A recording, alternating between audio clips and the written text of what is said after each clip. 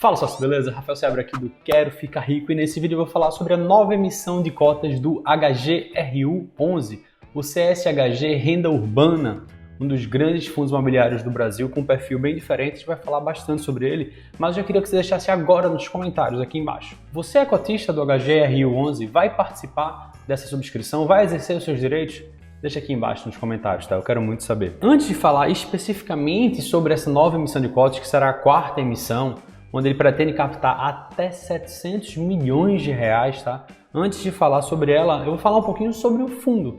É muito importante, seja porque você já é cotista ou se você ainda não é cotista, entender um pouquinho mais sobre o fundo, como é que ele está agora e o que é que ele pretende fazer com essa grana que vai entrar, para só então eu falar sobre a parte mais prática da emissão, valores, percentuais e datas, tá? Então vamos lá falar um pouquinho sobre o HGRU11, que é o CSHG Renda Urbana. É um fundo do tipo híbrido. Por quê? Porque ele não atua num segmento específico. Ele atua em vários segmentos e, na minha opinião, ele é um fundo muito legal porque ele é bem complementar. Porque ele pode investir em imóveis urbanos que não sejam de lajes corporativas, shopping centers ou da área de logística. Até porque muitas vezes você tem fundos específicos nessas áreas, então o que ele faz é justamente o contrário. Ele, em vez de investir nessa, ele investe em qualquer outra área menos nessas. Então muitas vezes isso complementa bem uma carteira que já está posicionada com lajes, shoppings e logística, tá? Ele tem uma taxa de administração de 0,7% ao ano, seria uma taxa baixa, mas ela é sobre o valor de mercado. Eu não gosto muito desse posicionamento, eu gosto da taxa de administração sobre o valor patrimonial do fundo. Ele usa sobre o valor de mercado, como ele está sendo vendido um pouquinho acima do seu valor de mercado, termina sendo uma taxa de administração que sobre o valor patrimonial é um pouquinho mais alta, mas longe de ser um problema, tá? Eu apenas não gosto desse tipo de abordagem e a taxa é baixinha, 0,7% ao ano. E ele também tem uma taxa de performance de 20% sobre o que exceder IPCA mais 5,5%. Eu também acho uma taxa de performance pouco agressiva, porque geralmente é IPCA mais 6, é o que excede IPCA mais 6, mas também não está muito longe assim. Então não dá para criticar especificamente o fundo por esses dois pontos, até porque ele tem entregue resultados bons apesar dessas taxas.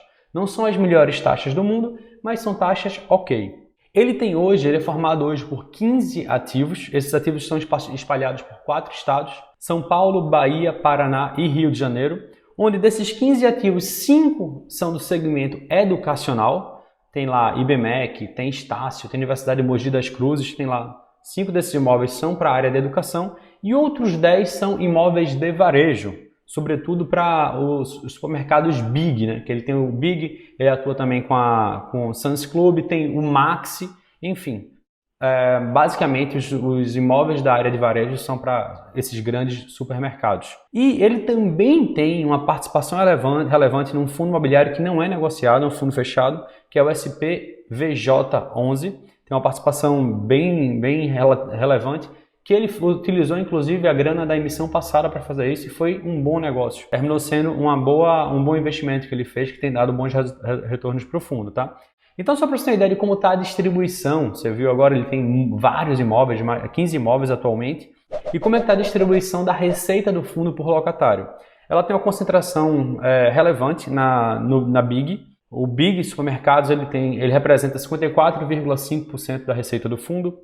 O IBMEC, que é da Edux, representa 13,7%. A Estácio, que também é da Edux, representa 10,3%, tem a Universidade de Mogi das Cruzes com 9% e a Anhembi Morumbi Laureate, nem sei se fala assim, esse Laureate, não sei, 8,9%. Então basicamente essa é a distribuição de receitas do fundo e a nova emissão vem justamente para tentar diluir ainda mais isso, para não deixar uma participação tão relevante num único locatário, que é o caso da Big, que corresponde hoje por mais de 50% da receita do fundo. Óbvio que isso são em vários imóveis, não é um imóvel só, tá? O que dilui um pouquinho o risco. Esse fundo, eu gosto muito dele, não só desses, mas de uma maneira geral dos fundos da CSHG, como o HGLG11, por exemplo, que é um fundo de logística, porque ele tem uma previsibilidade de receita, de rendimento. Ele tem um rendimento bem estável. Só para você ter uma ideia, no caso do HGRU11, ele pagou 68 centavos por cota em 11 dos últimos 12 meses. E no mês que ele não pagou isso, ele pagou um pouquinho mais, que foi em dezembro que ele pagou 74 centavos.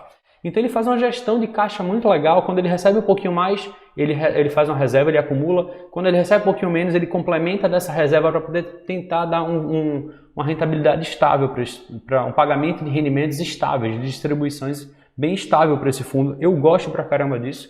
E em agosto, no último relatório gerencial que estava disponível, ele ainda tinha 9 centavos por cota de saldo de resultado acumulado para poder complementar se houvesse necessidade. Esse saldo já foi bem maior, mas ele fez algumas negociações no período mais grave da pandemia para diferir, ou seja, para fazer com que o pagamento do aluguel fosse feito em meses posteriores, tá? Então isso aí vai ser resolvido agora em setembro e depois ele vai começar a receber. Então ele queimou esse caixa dele, ainda tem uma leve reserva, mas depois isso vai ser restabelecido, então tá tudo tranquilo, é um fundo bem redondinho. Em relação ao fundo especificamente não tem muito o que falar. Vamos agora falar especificamente da emissão. E não dá para falar sobre a emissão de cotas sem falar sobre a destinação dos recursos. Muita gente ignora isso, simplesmente vê, não, o preço da emissão, gosto do fundo, vou simplesmente exercer meus direitos, mas você sabe para onde está indo o dinheiro, ou pelo menos o que é que o fundo tem planejado, não necessariamente para esse dinheiro, mas se ele já tem alguma coisa engatilhada, é muito importante saber isso. Isso está no prospecto definitivo e eu vou falar um pouquinho sobre isso a partir de agora, tá? Sobre a destinação dos recursos dessa nova emissão. Então assim, primeiro de tudo, uma informação que não é tão legal é que essa grana ainda não possui uma destinação específica. Pelo prospecto não tem uma destinação específica, ela pode ser usada seja para ativos imobiliários, seja para ativos financeiros, para investir em outros fundos imobiliários, por exemplo, ou para deixar numa reserva até que apareça alguma oportunidade. Então, se fosse apenas isso, eu ficaria com uma pulga atrás da orelha. Eu não gosto de emissão que fica assim, não, a gente vai pegar essa grana para quando aparecer uma oportunidade a gente comprar. Parece que ela está fazendo uma emissão só para poder levantar uma grana, aumentar patrimônio, aumentar a taxa de administração, aumentar custos pela emissão especificamente. Então, não gosto se fosse uma coisa totalmente aberta. Mas tem uma outra informação que é muito relevante lá no prospecto, que é a seguinte: é que a gestão do fundo já assinou um instrumento particular de exclusividade para aquisição de 66 imóveis de perfil varejista, tá? 66. Só para você lembrar, o fundo hoje tem 15 imóveis, ele tem um instrumento particular de exclusividade para comprar outros 66 imóveis.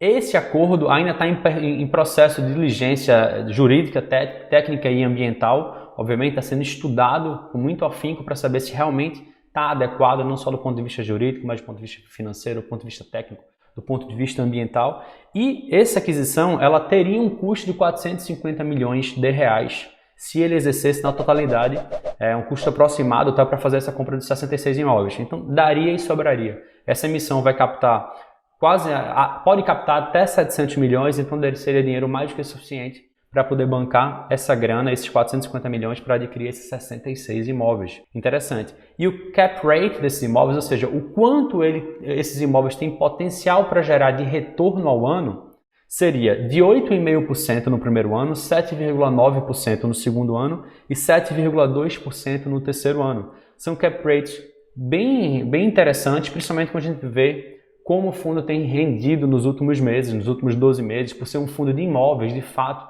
e não um fundo de papel, é um retorno bem adequado. Então, em relação à destinação de recursos, estaria ok. Vamos dar uma olhada agora, especificamente na parte mais técnica da nova emissão. Essa nova emissão vai ser do tipo ICVM 400, a instrução da CVM 400, que é uma oferta pública, não é uma oferta restrita, é uma oferta pública. Vai poder participar quem é cotista e também quem não é cotista, mas eu vou explicar detalhadamente isso a partir de agora, tá? O preço da subscrição, já com os custos embutidos, tá? Vai ser de R$ 123,37. Só para você saber, o preço de fechamento no último dia, em relação à gravação desse vídeo, o último dia fechado, que foi 25 de setembro, ele fechou em R$ 132,83. Então o preço vem com um desconto bem razoável. É um desconto de quase um pouquinho mais de R$ 9,00 em relação ao preço de fechamento do dia 25, tá? O percentual de subscrição vai ser de 39,04%, ou seja, se você tem hoje 100 cotas do HGRU11, você vai ter direito a subscrever mais 39 cotas por esse preço de R$ 123,37. A data base foi no dia 25 de setembro de 2020, ou seja, quem terminou esse dia com o fundo em carteira, foi a sexta-feira passada, quem terminou o dia com esse fundo lá vai ter direito à subscrição. Só vai pegar esse percentual de 39,04%, aplica sobre a quantidade de cotas que você tem, arredonda para baixo, você vai saber exatamente quantas cotas você vai ter direito a subscrever, tá? Então quem tinha até o dia 25 vai poder participar. Quem não tinha, não vai poder participar dessa primeira etapa, mas daqui a pouco eu chego na outra etapa que você poderia participar. O direito de subscrição ele vai poder ser exercido do dia 5 de outubro ao dia 16 de outubro. Esse vai ser o período de subscrição. E a data de liquidação, que é quando o dinheiro sai da sua conta, você vai dizer qual a quantidade que você quer subscrever daquilo que você tem direito. Você pode subscrever total ou parcialmente, tá? Informa a quantidade, o preço você já sabe qual é, deixa o dinheiro na conta da corretora no dia 16 para que no dia 20 de outubro o dinheiro saia da sua conta no momento da liquidação dessa parte de subscrição. Não vai ser possível negociar as cotas, você não pode vender os seus direitos para outras pessoas, nem comprar mais direitos caso você quisesse exercer uma quantidade superior, e também não vai ter sobra. Todas as sobras, as cotas que sobrarem vão ser oferecidas de maneira pública. Por isso que eu tinha falado que isso vai ser uma oferta ICVM 400. E essa oferta pública vai acontecer de 21 de outubro ao dia 28 de outubro. Esse vai ser o período da oferta pública. E aqui vai aquela notícia que o pessoal não gosta muito, que isso já virou meio que um padrão nas emissões da CSHG, né, do Credit Suisse Hedging Grifo, como aconteceu também no HGLG 11. O investimento mínimo para participar da oferta pública, lembrando que oferta pública, qualquer pessoa pode participar. Quem é e quem não é cotista pode participar, tá? O investimento mínimo vai ser de R$ 30.843, que é um valor que corresponde a 250 cotas. Esse é o mínimo que você vai poder participar da oferta pública. Muita gente acha ruim isso, eu não acho, tá? Por quê? Porque ele primeiro, no período de subscrição, ele dá direito a quem já é cotista de exercer uma parte, e no outro período, em vez de ele deixar sobra para as mesmas pessoas que poderiam até não exercer na totalidade, ele oferece para o público geral, porque assim aumenta as chances dessa emissão conseguir captar todo o dinheiro que ela pretende captar. Então eu gosto desse formato, tá? Apesar de que, mas eu queria adquirir um pouquinho mais, paciência. Pelo menos o que te é de direito você vai poder. E se você tiver grana para participar da oferta pública também, que vai ser um valor mínimo aí na casa dos R$ 30 mil, você participa. E a liquidação dessas reservas só vai acontecer no dia 4 de novembro, tá? No dia 4 de novembro vai ser quando vai sair o dinheiro relativo à oferta pública, caso você tenha participado. Se não participar, não tem nenhum problema. Esquece essa data por enquanto e você continua aguardando. E aí aquela pergunta que todo mundo faz, Rafael, mas quando é que esses recibos de subscrição vão ser convertidos em cotas? Vão aparecer na minha conta como HGRU11. Tá. Lá no prospecto ele coloca como uma data prevista para a conversão dos recibos de subscrição em cotas o dia 1º de dezembro de 2020. Então ela vai terminar, a oferta pública termina no dia 4 de novembro, no dia 1º de dezembro de 2020 estaria provavelmente, essa é a previsão, está convertida. Então assim, um prazo bem ok para você fazer, para você participar, investir sua grana nessa nova subscrição, elas serem convertidas em cotas, então a partir de dezembro ela começa a te render dividendos de maneira integral, tá? E aqui vamos falar um pouquinho para a gente poder fechar, antes de eu chegar à minha conclusão, tá? Informar se eu pretendo ou não pretendo participar dela. Falar um pouquinho sobre os rendimentos do fundo. Como eu tinha falado, eles são bem previsíveis.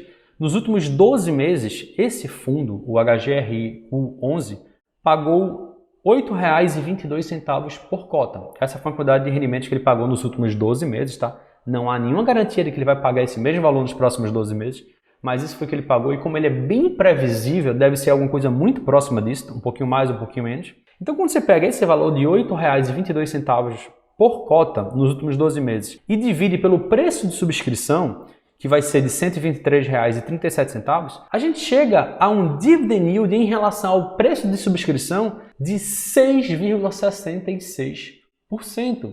Então isso é um dividend yield muito bom quando a gente fala de um fundo de imóveis, fundo de tijolo, que pode ter uma valorização dos próprios imóveis, paga bons rendimentos e esses rendimentos são isentos de imposto de renda. Então você tem uma rentabilidade acima de 6% ao ano, na verdade acima de 6,5%, 6,66% ao ano em relação a esse preço de subscrição. É uma rentabilidade bem boa para um fundo de imóvel e para um fundo que complementa bem uma carteira diversificada. Então a minha conclusão é a seguinte: primeiro, eu sou cotista, por uma questão de transparência, eu gosto de deixar bem claro, eu sou cotista do HGRU11, tenho interesse em participar dessa subscrição, mas como não vai ter sobra, eu poderia subscrever só a quantidade que me tem direito, sem uma necessidade de sobra. O que é que eu vou fazer? Eu vou esperar até o último dia para decidir se eu vou exercer os meus direitos de subscrição ou não. Aí você me pergunta, por que, Rafael? Porque muitas vezes, nesse períodozinho de subscrição, até a data final desse primeiro período de subscrição, que vai ser dia 16 de outubro, a cota do fundo cai. Muita gente, inclusive, fica assustada. Você vai ver que provavelmente isso vai acontecer. Vai cair dessa casa 132 para algo perto dos 123. Na verdade, vai ficar nesse meio tempo. Dificilmente vai cair para os 123. Mas pode ser que ela caia tanto que ela fique, inclusive, abaixo do preço de subscrição. É bem raro isso acontecer, mas pode. Se isso acontecer, eu compro a minha quantidade de cotas a mercado.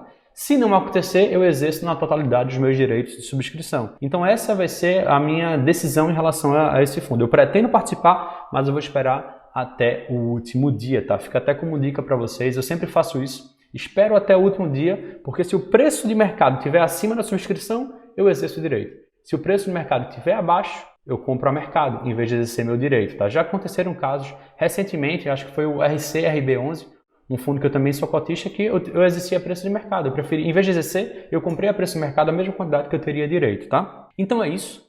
Esse é o resumo sobre a... Resumo não, é uma aula bem detalhada sobre a nova subscrição do HGRU11. Eu espero que você tenha gostado, espero que ela tenha sido muito útil para você. Inclusive eu queria que se você tivesse gostado desse vídeo, já deixe seu like, clica aqui no joinha, tá? Não esquece de sair do vídeo sem fazer isso. Para mim isso é muito importante e também serve para o YouTube entender que esse vídeo está bem legal sobre esse assunto, para que ele mostre esse vídeo para outras pessoas. E se você ainda não é inscrito aqui no canal, clica no botão vermelho que tem aqui embaixo, que diz inscrever-se, depois clica no sininho para ativar as notificações e assim você não perde nenhum dos próximos vídeos. Dito isso, esse vídeo fica por aqui. A gente se vê no próximo vídeo. Tchau, tchau.